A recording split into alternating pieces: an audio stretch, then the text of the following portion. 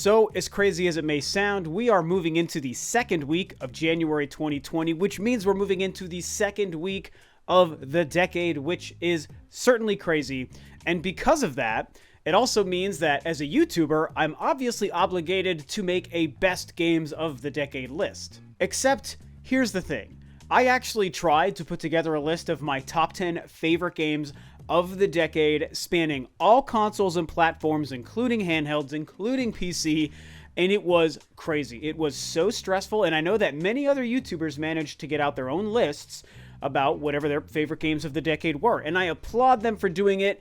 It was too traumatizing for me because I had a list of about 40 games that I thought were so amazing that could maybe make my top 10, and as I tried to parse it down to 10, I was like, this is impossible, you guys. There were so many games that I wanted to try to include in that top 10 and that I thought for sure were going to make my top 10 until I realized there were 17 other games that I actually liked better than whatever game that might be.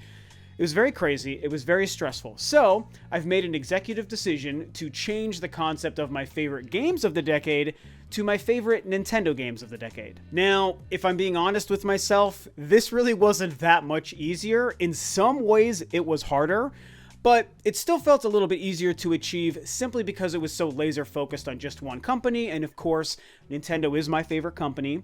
And I'm obviously focused for the most part on Nintendo content. And I know the vast majority of my audience is also Nintendo audience and Nintendo fans. And so, as much as I wanted to include all these great games from all the previous platforms, because I am an equal opportunity gamer, I love and play on every platform. I think everyone is great for different reasons. It just felt right and a little bit more simple for me and streamlined to just focus on Nintendo.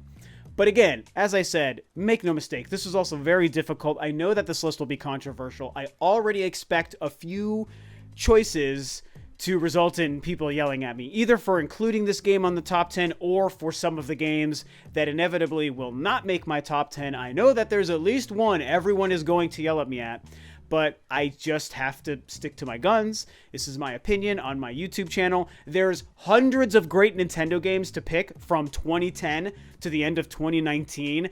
I mean, just ask yourself, how could you possibly narrow it down to 10? You're bound to leave some incredible games off of that list. And that's what I did. And so with that, we just kind of need to jump into this. So last thing before we get started, I have one quick disclaimer I do want to go over with everyone. As far as how games qualify for this list, we are talking about obviously first-party Nintendo games. First-party Nintendo titles, either Nintendo published or Nintendo developed. And that does include Nintendo IPs. In fact, it's pretty much strictly limited to Nintendo IPs. So there are some Nintendo IP titles that Nintendo did not publish and that they actually outsourced to some third-party developers. And one or two of those are actually on this list, for example. But even if a third-party developer developed the game, if it's a Nintendo IP at the bare minimum, it qualifies. End of story. It was important for me to let you guys know that. And so with that, let's jump in. Okay, here we go, starting with number 10. I'm a little bit nervous, but I'm also very excited, and I hope that you are too. And the 10th game on my list for the best Nintendo games of the decade is Donkey Kong Country Returns for the Nintendo Wii in 2010. Not Tropical Freeze, which I know will be controversial for a lot of people, but I'm going to be real with you guys. I actually prefer Donkey Kong Country Returns on the Nintendo Wii. And I think because of the surprise of this game, it was developed by Retro Studios, the first thing that they made, at least the first high-profile console game that they made since completing Metroid Prime 3 Corruption in 2007. And what can be said, we all know how good the Donkey Kong games are. Donkey Kong Country, these two games that Retro have made over the past decade are both phenomenal and fantastic. There really is no wrong answer. And I thought that it was so impressive what this game achieved on the Wii hardware. That's the thing and the difference maker for me compared to Tropical Freeze, is how much more capable the Wii U hardware was compared to the Wii. But when you look at DKC Returns on the Wii, it is incredible how good that game looks. It was the first time we had this kind of new revival of the Donkey Kong Country name, and I think that Retro just did an absolutely fantastic job. I love it to death, so it's my 10th favorite game. Coming in next at number 9 is Super Smash Bros. Ultimate for the Nintendo Switch, released in 2018.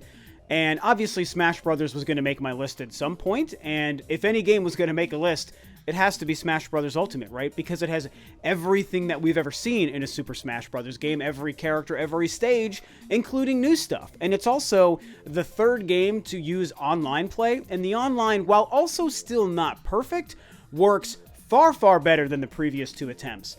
This game is amazing, and while I'm not the hugest Smash Bros. Fan, hence why it's not near the top of this list, it is still amazing. And think of all the other games that this game and every game on this list are beating out just to make it into the top 10.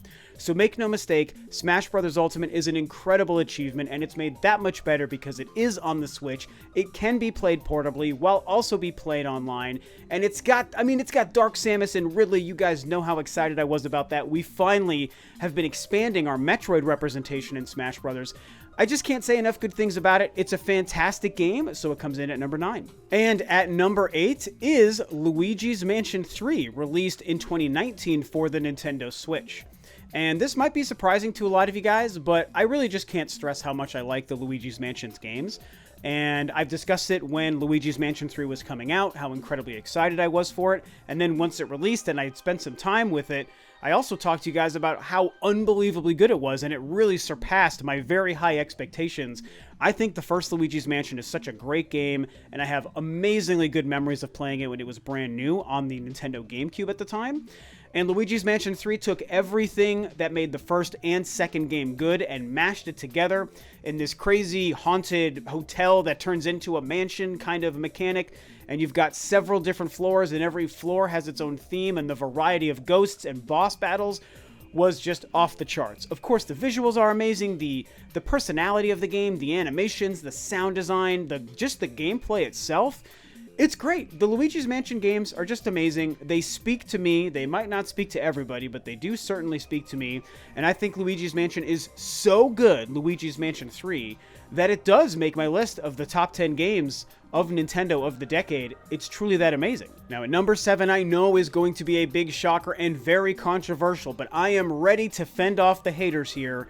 And it is Metroid Other M, released for the Nintendo Wii in 2010. So it just barely makes the cutoff. It was the first year of the decade that this game was released. And, you know, I could talk forever about the fact that we know this game is very divisive. We know that most people actually don't like it. It's not even so much that it's divisive. It's just that it's mostly disliked. And I've discussed at length in the past how I understand the complaints, and a lot of the complaints are valid. And even I, as a Metroid superfan, do not find this game to be amazing. But is it very, very good and close to great in my eyes as a Metroid fan? Yes, it is. I really think this game is so much better than people want to tell you. I loved the gameplay, I loved the visuals, I loved the approach to the story, and I loved getting to know Samus. Obviously, they didn't handle everything with the story or even Samus that well. They did make some mistakes, and the story is a little heavy-handed and pretty melodramatic because they were trying to appeal to a more Japanese audience. And in a lot of arenas, it didn't succeed, and it went too far in some directions, absolutely. But it still came together as a really excellent and fun Metroid game. I really loved having this game to play a couple of years after the end of the Metroid Prime trilogy. Again, I think the production value and the visuals and the cinematics and the approach is just off the charts. Team Ninja put a lot of time and love and care into this game, even though there were a lot of strange choices that keep it from being an absolutely amazing game. It's still very good, and as a Metroid fan, this is one of the few Metroid games I have to choose from. Over the last decade, it had to make my list. I do think this game is very good, and so I'm going to stand by it here at number 7. Now, at number 6 is a very recent game, which is Fire Emblem Three Houses, released in 2019 for the Nintendo Switch. Man, oh man, you guys. What can I say about Fire Emblem Three Houses? This game has made me a true believer. And I say that as somebody who's not the hugest Fire Emblem fan. I enjoyed Awakening and I enjoy Fates. I played Fates Conquest, and I think those are both really, really good games that I very much was into, despite not being a big fan of RTS games and strategy games. But Fire Emblem Three Houses, let me tell you, they really outdid themselves. Everything about this game had its hooks in me. I think it is amazing. I love the visuals. I love the character models. I know that the environments don't look good, but that's not really Fire Emblem's MO anyway. I just like the look of the character models themselves, not to mention the gameplay and the combat is the best it has ever been. So addictive, so fun, and the relationships you can build in this insanely huge cast of characters based on which of 3 houses you choose, and the ability to recruit others over to your team, and you get to know all of these people like they're people you really know in real life. It's amazing, and I'm somebody who doesn't even usually look for that stuff in games. I kind of just prefer the combat and the gameplay. But once I got about 20 or 30 hours into 3 houses, it actually started to win me over with the story and the characters. And so the whole package is just amazing. This game is a complete masterpiece. It took me by surprise. Love, love, love it to death. And so it makes my list at number 6. Coming in at number 5, we are going way, way back to a game that I know you were all expecting to see on this list. And here it is at number 5. It's Super Mario Galaxy 2, released in 2010 for the Nintendo Wii. And it's another game, just like a lot of games on this list, that's like, what do you say about it? What do you say about Mario Galaxy 2 that everyone hasn't already talked about to death? It's just an amazing game. I think the first Mario Galaxy is an unbelievable achievement. I recently ranked it very high on my all-time Mario games list, and I won't spoil that. You can go and watch it if you want to see where it ranked. And I think Galaxy 2 was just the perfect sequel. It took everything good about Galaxy 1 and just dialed it up even further. And they brought Yoshi back, and they brought in the blue purple coin challenges, whatever those things. I'm colorblind, so I don't remember if they're blue or purple, but they brought that challenge in, and it was like really hard, and the game is insanely long. There's 200 and some odd stars to get. It's a crazy game, and they added the bee suit and the cloud suit, and they just did so many cool things with this game. The rock suit. It's just an incredible achievement. It was beautiful on the Nintendo Wii. The gameplay, the controls, the worlds, I mean, just everything about it is amazing. I don't even know how else to gush about this game because we all know how good it is. So it comes in as my 5th favorite Nintendo game of the past decade. Coming in at number 4 is a game that might surprise a lot of you, but I really feel that it deserves this spot, and it is Pikmin 3, released in 2013 for the Wii U. And kind of similar to Fire Emblem, I wasn't this massive Pikmin game going into the release of this one. I enjoyed Pikmin 1 quite a bit, and I really didn't play a whole lot of Pikmin 2, to be honest. But I was so into the Wii U when it was brand new that I was excited to play Pikmin 3 because it was going to be this great new showcase for the Wii U that released within that first kind of calendar year of the Wii U's life. And I was excited to see what Miyamoto had been working on and to use the Wii Remote in conjunction with the gamepad and to see what that was like in a Pikmin world. And the game just floored me. It is, to this day, one of the best looking games visually I have ever seen. Even today, in today's modern era, I think it is still that impressive looking of a game. But of course, it's all about the gameplay, it's all about the strategy, it's all about controlling your little alien characters and having them throw Pikmin left and right to use the right Pikmin color on the right kind of puzzle, to grab the things, to build the thing, to get more Pikmin, to send them to your onion, and to just keep going. I mean, it's just such an addictive gameplay loop. And Pikmin 3 took it to the next level, and there's so much charm behind being this little critter in this beautiful kind of foliage world that is mini, and you've got shoes and cell phones and apples and boxes that are all gigantic because you're so small. And then you've got the Pikmin themselves, which have such personality, and you grow so attached to them that it's just devastating to you when they die, and they will inevitably die. You will lose some. And I just think it's amazing. The ending of the game was very difficult, which I was very surprised by, but I still loved it to death. I just think that the Pikmin games are so good. So Pikmin 3 comes in for me at number 4. At number 3 is a game that I'll be very curious to see how people react to. And for me, my 3rd favorite game from Nintendo over the past decade is The Legend of Zelda Skyward Sword, released on the Nintendo Wii in 2011. Similar to Metroid Other M, this is one of the more divisive games in the franchise. It is not nearly as divisive as Other M is, but within the context of being a Zelda game, it's on the more divisive side for sure. There are a lot of people who didn't love the motion controls, and they didn't love the Fi character talking to you about 95% this and that every 10 minutes. And I get it. I certainly get it. But you know what? I kind of don't really care. I think this game is amazing. And for me, everything came together so well. I love the world. I love the visual style. I think that the motion controls were awesome and added so much to the experience, even though there are times when they're not perfect, sure. But I kind of just loved feeling like I was Link holding the Master Sword. And I think that the Wii Motion Plus added a lot to that game. And they did a lot with the puzzles and the items that you get and the enemies that you fight and the bosses that you fight to take advantage of how accurate the Wii Motion Plus could really be. I thought it was awesome. And then, of course, there's the story, which to me is not only the best story in any Zelda game, I think it's actually the best story Nintendo has ever told in one of their video games. Skyward Sword is so epic. There's so much going on. The inclusion of Skyloft, the city, and the whole sky area between Hyrule below, and you get to go back and forth and riding your Loftwing through all of that was so amazing. I do wish there was more in the sky. Absolutely. The sky was a little bit barren, but there still were some things to find, and it was so fun to fly through it. And the inclusion of that, and then of course you get the Temple of Time, and you are going back in time, and you're getting to know the Impa character. And then there's this character of Groose that has such an surprisingly amazing character arc. I mean, no one saw that coming. And then of course, there's Zelda. As we all know, this is the best incarnation, at least in my opinion, I'll say, the best incarnation of Zelda I've ever seen. Even without the voice acting, there is so much personality and life coming from this version of Zelda. She puts every other version of Zelda to shame, really.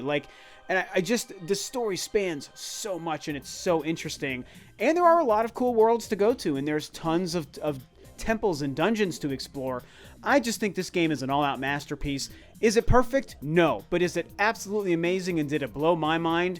Yes, even all of this time later. So for me, Skyward Sword comes in at number 3. And at number 2, closing in on number 1, we have Metroid Samus Returns, released in 2017 for the Nintendo 3DS. Now, of course, as I said earlier, there weren't as many Metroid games for me to pick from as I would have preferred over the past decade. We know this. Metroid has been a slow drip since 2010. So there wasn't that many to pick from, but that kind of doesn't really matter when I look at Metroid Samus Returns. This game was almost everything I could have wanted it to be. A return to side-scrolling action, even being a remake of Metroid 2 on the Game Boy. This game is so different with so much new that, as I said before, it basically felt like a brand new game. And I loved the visual style. I loved that they went for the kind of, polygon 3D art style on a 2D plane. I know that it wasn't for everybody, but it really, really worked for me. And what I also loved is how, from the visuals to the music and the tone and the atmosphere of the game, they actually made it feel like a Metroid Prime game. In fact, there's plenty of music ripped directly from the Metroid Prime trilogy thrown into this game. And because they could be so detailed with the backgrounds, it looked and sounded like it was Metroid Prime, only it was 2D. And obviously, of course, it was standard definition, 480p on the 3DS screen. We know all that stuff, but I don't really care about that aspect. It's just more the visuals and the art direction aspect of it that to me was incredibly impressive. But even more than that for me, it really does come down to the gameplay and that classic 2D Metroid action and the backtracking and the exploration and the puzzle solving. And it was great. I mean, it's just, like I said, it's everything I would want out of a 2D Metroid experience. I felt that we were so fortunate to have this game release at the time that it did. And I'm also somebody who really liked using the 3D on the 3DS. I thought that it was really immersive, really fantastic. The best use of 3DS I think we ever saw on the console. And so, I'm a Metroid fanboy, as you guys know, so I'm definitely biased here, but that's what it means for somebody to make their own personal list. They take their own personal biases into it, and that's what I'm doing here, ranking Metroid Samus Returns so high. I love this game. I still go back to it from time to time. So, for me, it comes in at number 2. And so at number 1, there are no surprises here. You know what this game is going to be. It would make most people's number 1, and I'm not going to pretend to be any different. It's making my number 1 as well.